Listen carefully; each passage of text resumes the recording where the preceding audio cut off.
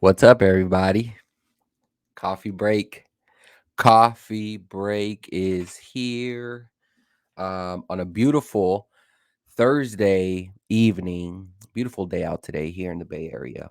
Um, we obviously have some topics to cover, San Francisco related, of course. You know what this channel brings.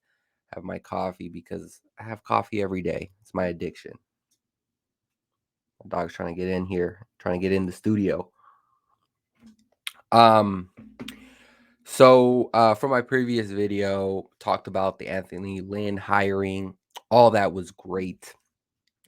Um, at the time, we didn't know where Mike McDaniels was in the hiring process. There were rumors Dolphins had their guy in McDaniels, and turns out, I guess he was the guy. Had his press conference with the Dolphins today. Went great. I think he nailed it. At least I only watched like the first 15 minutes, but um, I honestly, I'm kind of, I guess, I wouldn't say upset. I wouldn't say disappointing. I'd say I kind of would just miss seeing his press conferences throughout the year because he was kind of like um, a lot of tongue in cheek type of jokes. And I felt like maybe he was 1 year removed from being a head coach, but I'm really happy he got the opportunity, and I'm sure he's going to crush. Um, Salah, we at least saw him grow. Struggled early on, was there for 4 years, and he finally got his opportunity. Now he's with the Jets. We'll see how that kind of goes into year two for him. It was a rough year one, but I'm confident that Salah would get those boys going, especially on the defensive side of the football. There's my dog. You see him, bottom right corner. And so with Mike McDaniel, we didn't really get to see that. You know what I mean? We got to just see the glimpse of that 1 year, and that was pretty much it. It was an amazing 1 year and what he was able to do. I mean, as a run specialist, we ran the football pretty well, especially when you factor in Mostert being out literally, second play of the year, it seems like. And, you know, they got Debo the football, that wide receiver running back threat, a wide back.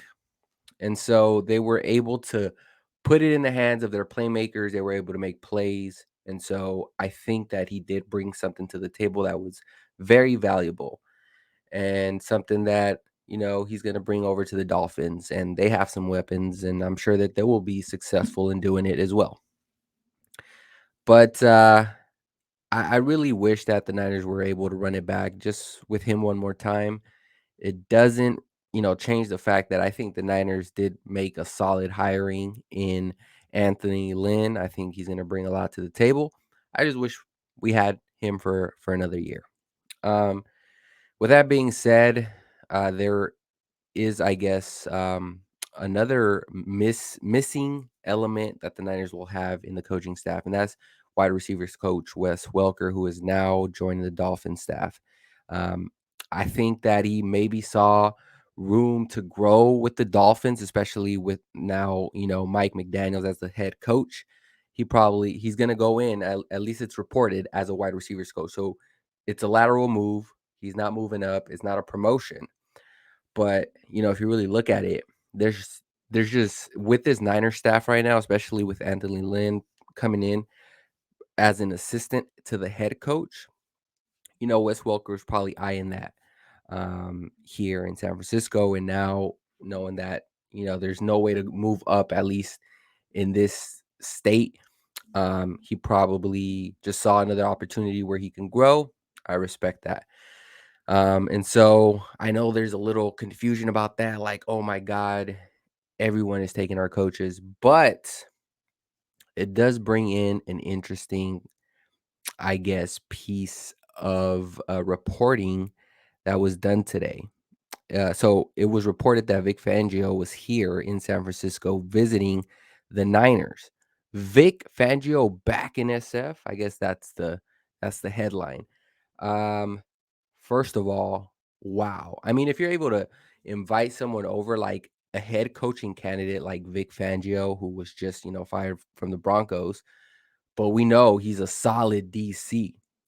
I think he wasn't a good head coach, but he knows his defense. And as Niner fans, we know that firsthand. I mean, from the 2011 to the 2014 years, I mean, this defense was damn near unstoppable. At least the first 2 years of his run, first 2 3 years of his run. When we're talking about Alden Smith, I mean the Smith brothers, and that defensive line again was nasty.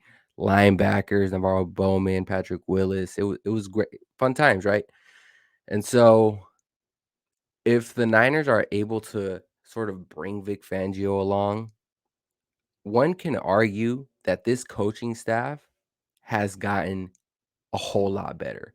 Not only are you bringing some like elite coaching, like coaching who has been there as a head coach perspective, you're bringing in veterans, and I think it's just going to polish the team a bit more. So I'm really looking forward to that. I really hope if we can land Vic Fangio, it'll be a big splash. May not make headlines like signing a player, but it's a splash, man. You look at just go through the history of it all. People who were head coach didn't work out, they got fired, then they got rehired as offensive coordinator, defensive coordinator, like Todd Bowles in Tampa. Um, geez, Josh McDaniels, I want to say. Now he's the Raiders head coach, but like back in New England, he was killing it. With Denver, he wasn't. As a head coach, he wasn't. But when people go back to the natural position, and I'm not saying that, they're not going to be a future head coach. I think that they're solid coaches. They know what they know what they're doing. But I guess being a head coach is just a different animal, right? You have to handle a lot of parties. You have to handle, of course, offense, defense, special teams. You have to be able to communicate. There's a lot that factors in. And so some people are just good at, coaching a certain style and it matches with, you know, a defensive coordinator style. Some people are just good at that.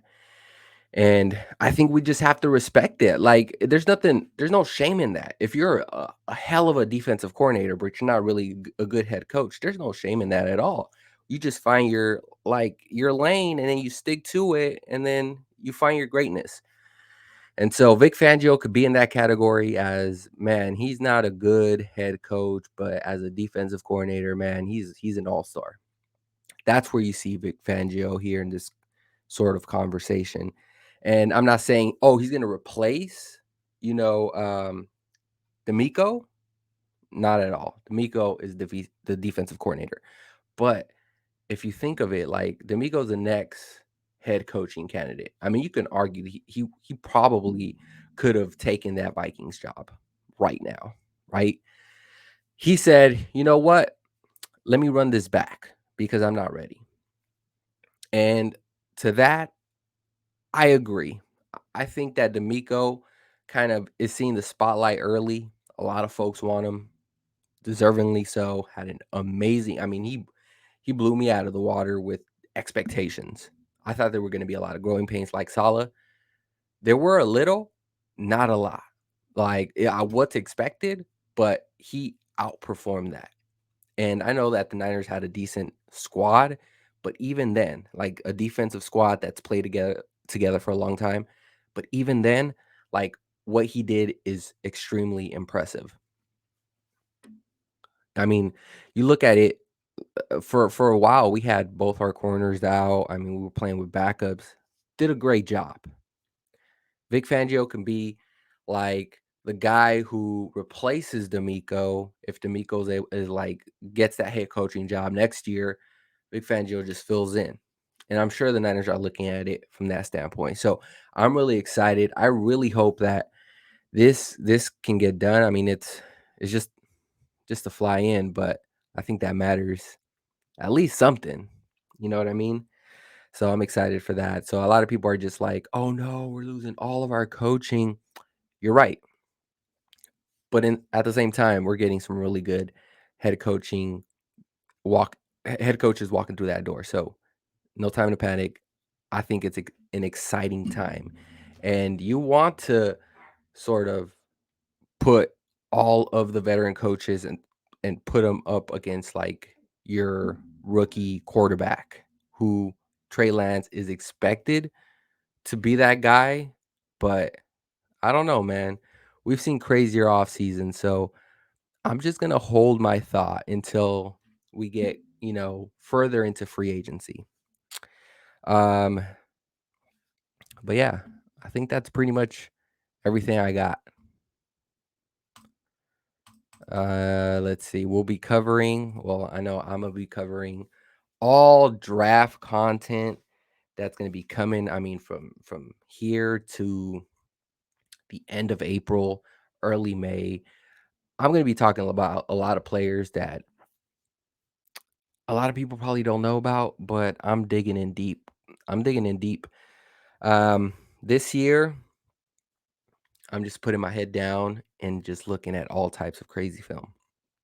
So, um, excuse me, this coffee is coming back. So, yeah, I'm gonna be covering the draft. We're gonna be talking about free agency, of course. Niners needs. I mean, the Niners are really. I have a notepad here of some players that they're gonna either let them walk or they're gonna have to resign. But it's a lot of key players, especially on the defensive side of the football, and I don't anticipate the Niners signing them all, of course, but getting a fraction of them will be hard to do in and of itself. We talk about Debo's extension. I mean, Bosa extension coming up too. There's a lot of moving pieces here, so there's a lot to cover. There's a lot of news to report. But as always, guys, thank you all for watching my video, and we'll see you on the next one.